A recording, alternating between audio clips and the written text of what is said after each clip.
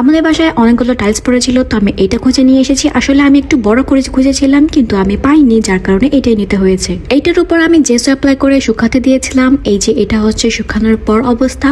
তো আমি এখানে কিছু মেজারমেন্ট করে নেব। আমি ভেবেছিলাম মেজারমেন্ট করতে কষ্ট হবে, কিন্তু আসলে না, সহজে ছিল। যেহেতু এটা আমি রুম ডেকোর হিসেবে বানিয়েছি, তাই আমি এখানে এক্সাক্ট কোনো রুলস ফলো করিনি। আমার যেটা ভালো লেগেছে বা আমার যতটুকু মনে হয়েছে দিলে ভালো লাগবে, আমি অতটুকুই দিয়েছি। মেজারমেন্ট করতে কিন্তু অসুবিধা হয়নি, কিন্তু অসুবিধা হয়েছিল কালার করতে। এখানে দেখবে যে আমি অনেক রকম তুলি ব্যবহার করেছি। আমি যেটা দিয়ে সবসময় রং করি সেটা আসলে আমি খুঁজেই পাচ্ছিলাম না। যে এটা রং করা শেষ, এখানে নিয়েছে একটা মার্কার। এটার অবস্থা দেখে কিছু মনে করো না, এটা দিয়ে আমি ক্লে পেলেছিলাম। তো এখানে আউটলাইন করে দিচ্ছি। আউটলাইন করার পর এটার লুকটা কিন্তু একদমই চেঞ্জ হয়ে যাবে। এখানে আমি কোলে নিয়ে কাজ করছিলাম, যেটা আমার করতে সবচেয়ে সুবিধা লাগে। তোমরা কে কে এরকম করো আমাকে কিন্তু কমেন্ট করে জানিও। তারপর কিছু ডিটেলস অ্যাড করার পর আমাদের এই ইউনিক ক্রাফটটা একদমই রেডি। তো তোমাদের কেমন লেগেছে আজকের এই ক্রাফটটা কমেন্ট করে জানিও। আর এটা কিন্তু আমি একটা ইন্ডিয়ান ক্রাফটার থেকে ইন্সপায়ার হয়ে বানিয়েছি।